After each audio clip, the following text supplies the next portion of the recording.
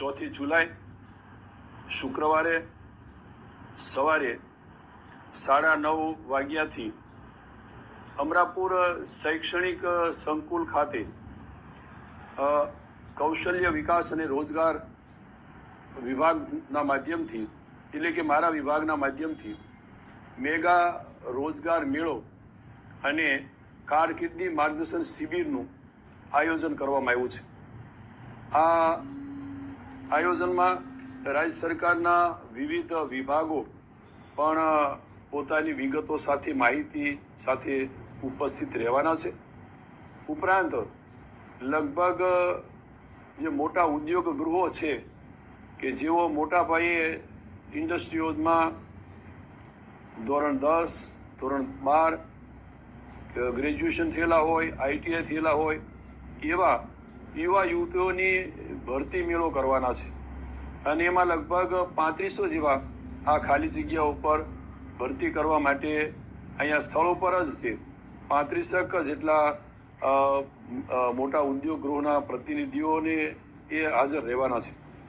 એટલે મારી ખાસ કરીને જસદણ વિછિયા વિધાનસભા મત વિસ્તારના સૌ યુવાનો યુવતીઓને અને આગેવાનોને પણ વિનંતી છે કે આ મેગા રોજગાર મેળાની અંદર સારા એવા પ્રમાણમાં જેમને રોજગાર વાંચવો છે એ બધા ઉપસ્થિત રહે। તમામ પ્રકારનું માર્ગદર્શન પણ આપવામાં આવશે અને જેને જે પ્રકારની રસ હોય અથવા તો જે પ્રકાર જે ક્ષેત્રમાં જવાની ઇન્ટરેસ્ટ ધરાવતા હોય એવા યુવાનોને પણ અહીંયા આ રોજગારી માટેની તક મળશે। આગળ અભ્યાસ કરવા માગતા હોય એવા યુવા યુવતીઓને પણ વિનંતી છે કે એના માટેની કારકિર્દી માર્ગદર્શન સેમિનાર એનું પણ સાથે આયોજન થયું છે। એટલે આ જસદણ વિછિયા વિધાનસભા મત વિસ્તારના અને આજુબાજુના તાલુકામાંથી એ સારી એવી સંખ્યામાં યુવાનો અને યુવતીઓ કે જેઓ આમાં રસ ધરાવતા હોય એવા ઉપસ્થિત રહે એવી મારી ખાસ વિનંતી છે।